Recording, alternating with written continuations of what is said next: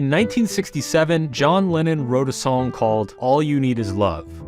He also beat both of his wives, abandoned one of his children, verbally abused his gay Jewish manager with homophobic and anti-Semitic slurs, and once had a camera crew film him lying in bed for an entire day. 35 years later, Trent Reznor from Nine Inch Nails wrote a song called Love Is Not Enough.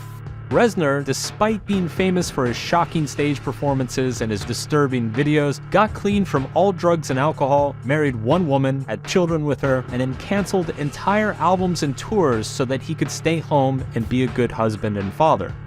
One of these two men had a clear and realistic understanding of love. One of them did not. One of these men idealized love as the solution to all problems. One of them did not. One of these men was probably a narcissistic asshole. One of them was not.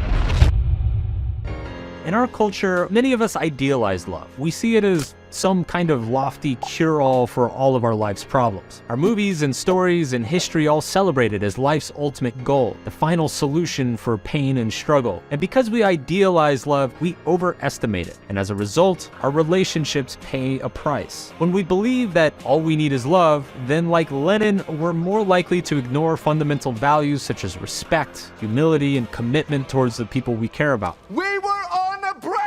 After all, if love solves everything, then why bother with all that other stuff? You know, that hard stuff. If anybody thinks that you're going to be on your honeymoon for 51 years, it's ridiculous. But if, like Reznor, we believe that love is not enough, then we understand that healthy relationships require more than pure emotion or lofty passions. We understand that there are more important things in our lives and relationships than simply being in love. This, in my opinion, is the best piece of relationship advice that no one ever tells you. That relationships should be based on more than merely just feelings. Love is a touchy subject, so to make sure I'm not crazy and I'm not getting divorced, I asked my wife to sit down with me and have a short conversation about love. So, Tô nervosa. already. Just kidding. So we've been together for over 11 years and we're still happy.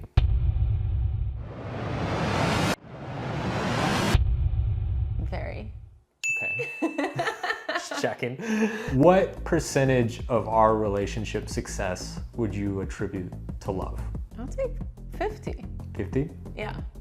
What would the other 50 be? Well, commitment, the ability to grow together, Yeah.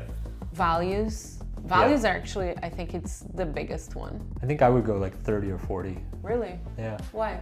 I think values would probably be the biggest one. Values would probably be 50, and then trust is probably as big as love for me. So love is not enough. No. It turns out that things like trust and respect and aligned values matter far more than the passion or romance that we're experiencing. People don't like to hear this because it shits all over the fairy tales and rom-coms they grew up with. So just to make sure I ruin your Sunday completely, here are 3 harsh truths about love and why they matter to you. The first one is love does not equal compatibility. Just because you fall in love with someone doesn't necessarily mean that they're a good partner for you over the long term. It's possible to fall in love with somebody who doesn't treat us well, who makes us feel worse about ourselves, who doesn't hold the same respect for us as we do for them, who has a dysfunctional emotional life themselves that can threaten to bring us down with them. It's possible to fall in love with someone who has different ambitions or life goals that are contradictory to our own, who holds different philosophical beliefs and worldviews that clash with our reality. All we did was resent each other and try to control each other. That's marriage. It's possible to fall in love with somebody who sucks for us and makes us unhappy. Maybe they're a great person and they seem right on paper, but in reality, they just hurt us.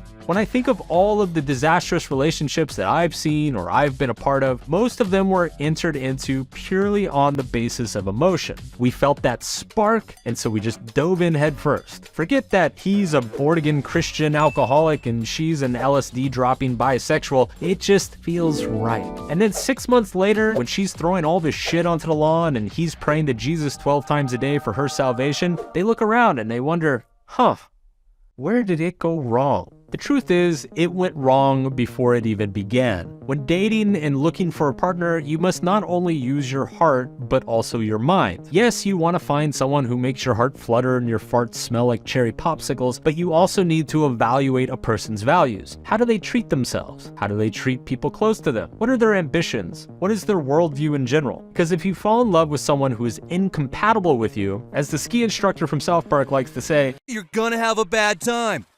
what do you think we have gotten right that your previous relationships got wrong? I think it was very important to learn from the mistakes of previous relationships and not repeat those. Yeah.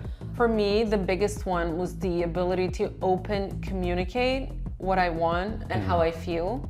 And you were very open to listen, so that also helps. I think for me, the biggest mistakes in my previous relationships was not being aligned on, I guess, long-term goals or long-term visions. This kind of ties in the values. Like, we loved each other, we had fun together, but our visions for our lives were very divergent. They went to different places. Harsh truth number 2. Love does not solve relationship problems. My first girlfriend and I, we were madly in love with each other. We also lived in different cities, had no money to go see each other, had families who disliked each of us, and went through weekly bouts of meaningless drama and fighting on the phone. And every time we fought, we'd come back to each other the next day and make up and remind each other how crazy we were for one another and that none of those little problems matter because OMG, we are so in love and it will work out and everything will be great. Just you wait and see.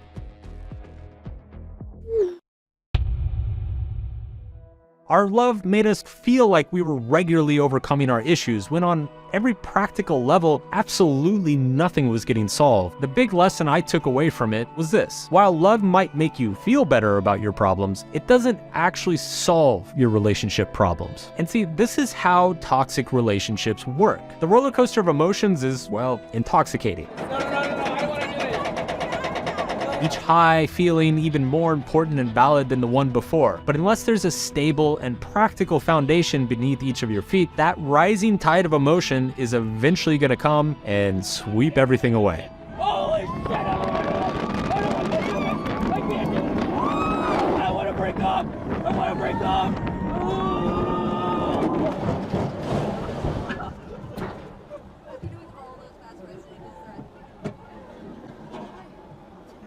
Harsh truth number 3. Love is usually not worth sacrificing yourself for. One of the defining characteristics of loving somebody is that you are able to actually think outside of yourself and your own needs to help care for another person and their needs as well. What do you want?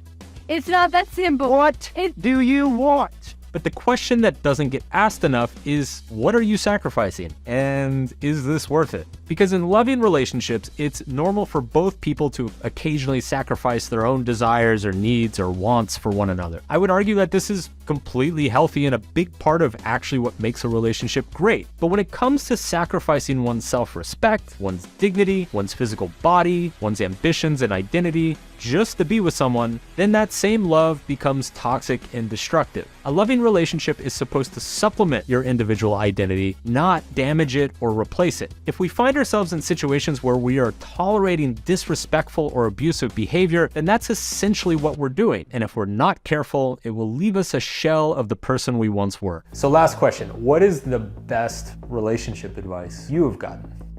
That's a tough one because I don't think I ever got good relationship advice. But for me, I think the biggest lesson I learned, it was from watching other people's relationships, and especially my parents' relationship, which was really bad.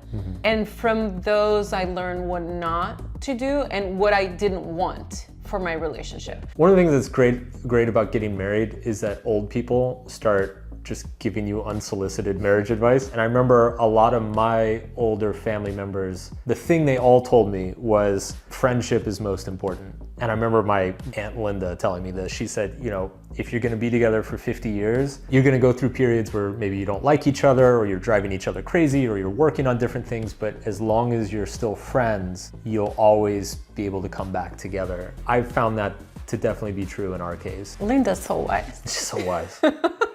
Why do we tolerate behavior in our romantic relationships that we would never ever tolerate in our friendships? Imagine if your best friend moved into your house, trashed the entire place, refused to get a job or pay rent, and got angry and yelled at you each time you complained. That friendship would be over faster than Logan Paul's music career. It's every day, bro, with the Disney Channel flow. Love doesn't solve your problems. In fact, love often creates more problems. And I see this all the time. You take an unhappy couple who is in love and they think, maybe if we just get married, things will get better. And then they get married and it gets worse. And then they think, maybe if we have a kid, it will get better. And then they have a kid and it gets worse. And then they think, maybe if we go into tons of debt and buy a really gigantic house, maybe then things will get better. Spoiler alert, it gets worse. The only way to truly enjoy the love in your life is to make something else more important than the love in your life. Love is not unique. It's not special. It's not scarce. But your self-respect is, and so is your dignity, and so is your ability to trust people. There can potentially be many, many loves throughout your life, but you only get to lose your self-respect or your dignity once, and they are very hard to get back. Love is a wonderful experience. Don't get me wrong. If love was a restaurant on Yelp, I would give it 5 stars.